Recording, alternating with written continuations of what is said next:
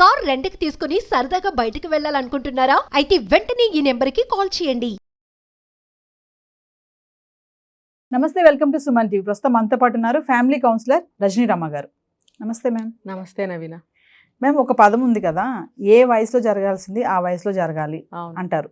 అంటే జరగకపోతే వచ్చే అనర్థాలు ఏముంటాయి? ఒకసారి ఈరోజు వాటి గురించి మాట్లాడుకుందాం మేడం. ఇప్పుడు వస్తున్నవేగా. అంటే ఇప్పుడు నేను ఒక పాయింట్ తీసుకొస్తాను. అంటే పెళ్లి తీసుకుందాం సందర్భం. మనం చాలా వీడియోస్ చేసాము.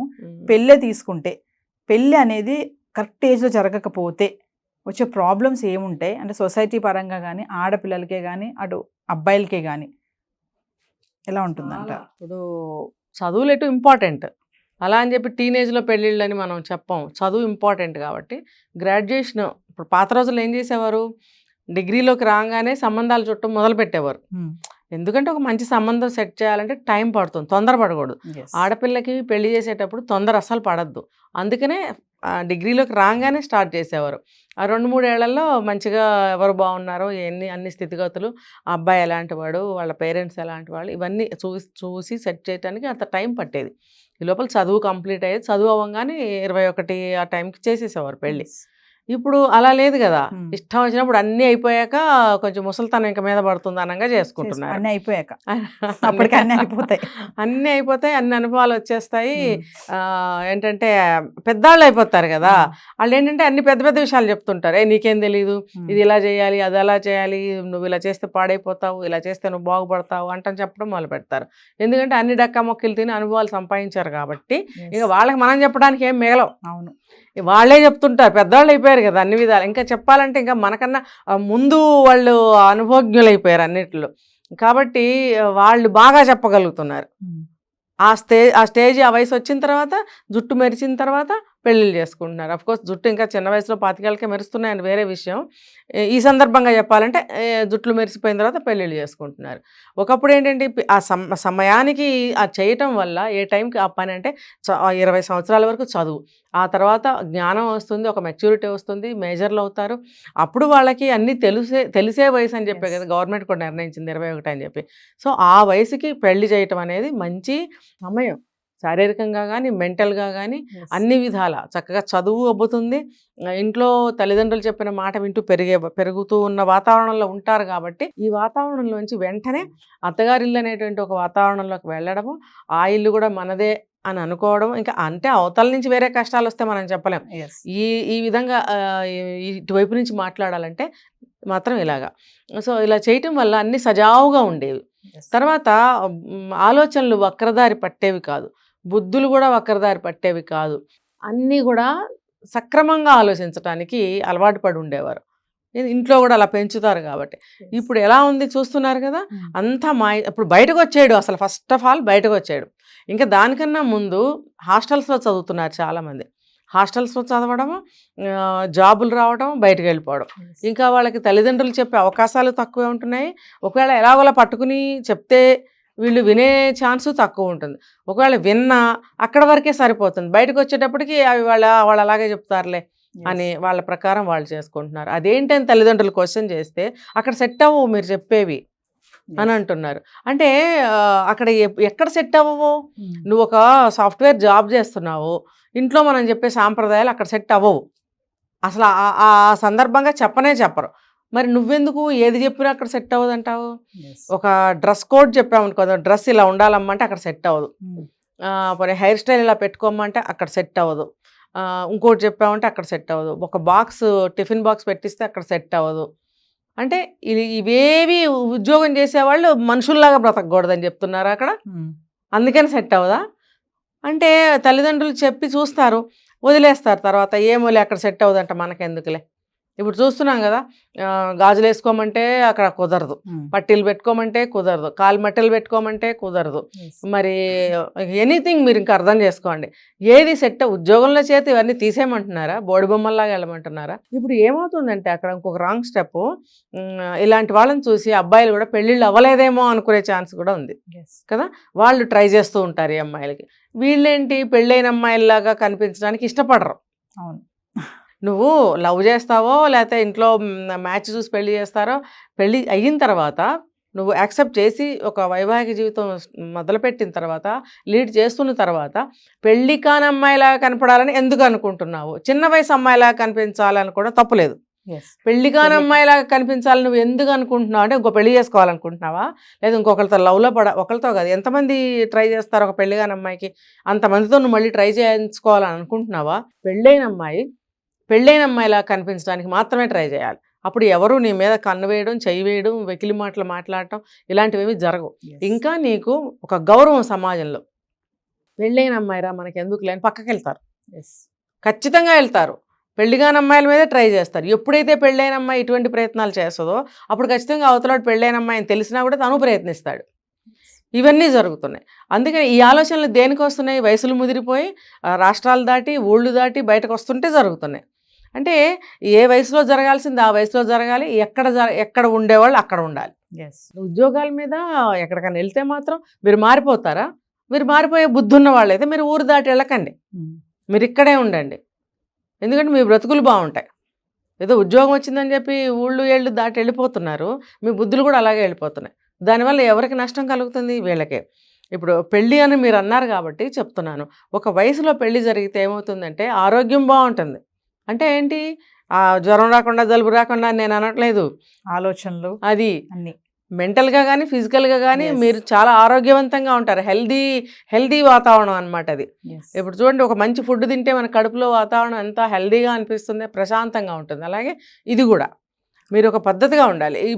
ఒక వయసులో మీరు చక్కగా మంచి ఆరోగ్యకరమైనటువంటి ఆలోచనలు చేసి ఆరోగ్యకరమైనటువంటి పనులు చేస్తే మీ జీవితాలే బాగుంటాయి. ఒక వయసు వచ్చిన తర్వాత మీరు ఏం చేయాలంటే చెడు ఆలోచనలు చేస్తున్నారు. ఇప్పుడు 16 ఏళ్ళు 13 ఏళ్ళు రాగానే వాళ్ళకి లవ్ మీదకి వెళ్ళడం, అది ఆ వయసుకి చేయాల్సిన పనే.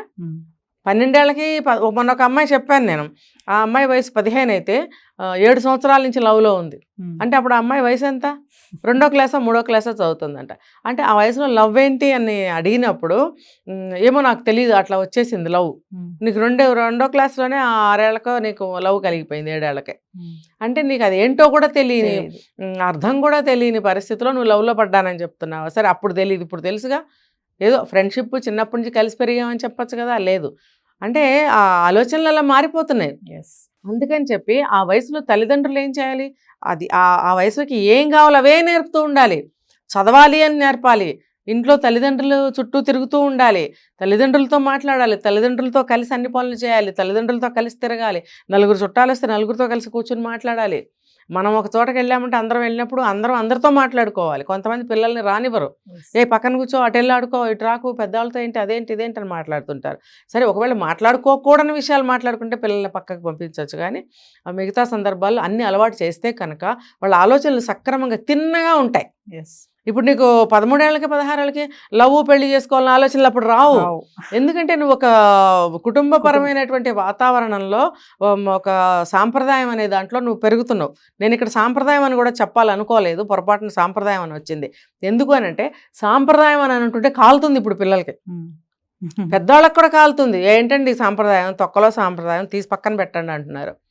ఇది నేను పెట్టడానికి నేను మీతో పాటు పుట్టిందాన్ని. నేనేమన్నా ఒక 100 సంవత్సరాల క్రితం ఎప్పుడో పుట్టిందాన్ని కాదు. ఇప్పుడు మనకు అవన్నీ పెట్టారు. చీరలు ఎందుకు పెట్టారు, జళ్ళు ఎందుకు పెట్టారు, ఇవన్నీ ఎందుకు పెట్టారు? మరి ఎందుకు పాటిస్తున్నాం? నచ్చిని పాటిస్తాం, నచ్చని ఇలా అంటాం మనం. అన్నీ అప్పుడు పెట్టినవే, అన్నీ అందుకు పెట్టినవే. అన్నీ పాటించుకున్నప్పుడు జీవితాలు ఎలా ఉన్నాయి, అన్నీ మానేసినప్పుడు జీవితాలు ఎలా ఉన్నాయి? కాబట్టి పిల్లలకి ఏ వయసులో చేయవలసిన ముచ్చట్లు, ఏ వయసులో నేర్పవలసిన విషయాలు అప్పుడు చేయాలి, అప్పుడు నేర్పాలి. అవి ఎవరు చేస్తున్నారు? మరి ఇందులో కూడా నేను పేరెంటింగ్లోకి వెళ్తాను. మళ్ళీ ఇందులో కూడా తల్లిదండ్రులదే తప్పుగా అనిపిస్తుంది. సగం ముఖ్యంగా 50-60% తల్లిదండ్రులదే తప్పు ఉంటుంది.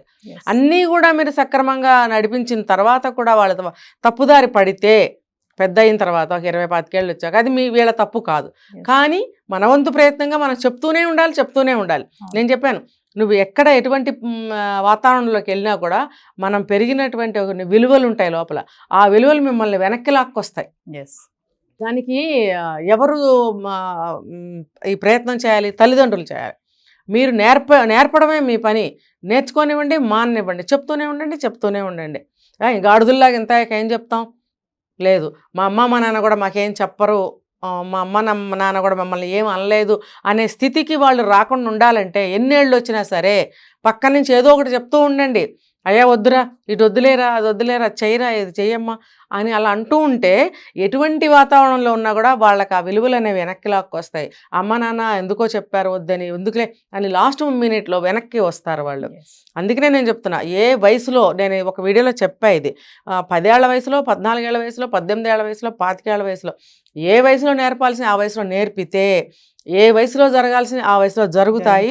ఏ వయసులో ఎలా ఉండాలో అలా వాళ్ళు ఖచ్చితంగా ఉంటారు అనేది నేను ఖచ్చితంగా చెప్పగలను ఈ విషయం. కాబట్టి ఆ పెళ్ళి అనేది ఒక వయసులో చేసుకుని చక్కగా, ఇప్పుడు చూడండి మనం అనుకున్నాం కూడా తిరిగి మళ్ళీ వెనక్కే వెళ్తుంది. బాల్య వివాహాలు మళ్ళీ రావచ్చు కూడా. ఇప్పుడు ఏ టెక్నాలజీ ఎంత ముందుకెళ్తుందో, టెక్నాలజీ ఎంత ముందుకెళ్ళినా సరే జరగాల్సిన అక్రమాలు, అన్యాయాలు, దౌర్జన్యాలు, నేరాలు అనేక ఒక్కదాని ప్లేస్లో 100 జరుగుతున్నాయి. టెక్నాలజీ అంత పెరిగినంత మాత్రాన ఇవేమన్నా ఆగిపోతున్నాయా?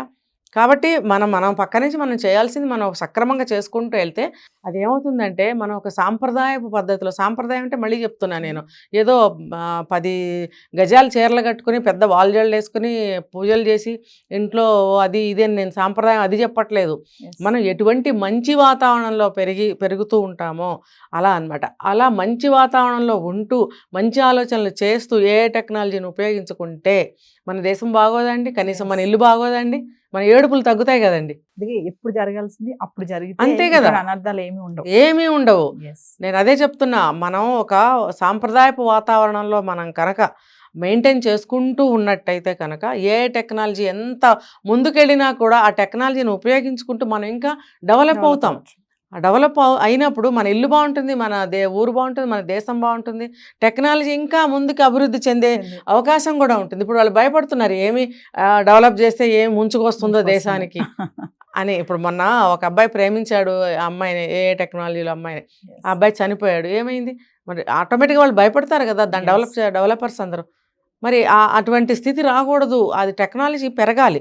పెరిగితే ఏంటంటే మనిషి ఇప్పుడు ఉన్న పరిస్థితుల ప్రకారం వర్క్ చేయడం, ఇప్పుడు ఒక పొలం దున్నుతున్నారు, ఎంత టెక్నాలజీతో దున్నుతున్నారు, పొలాన్ని ఎంత చక్కగా పండిస్తున్నారు.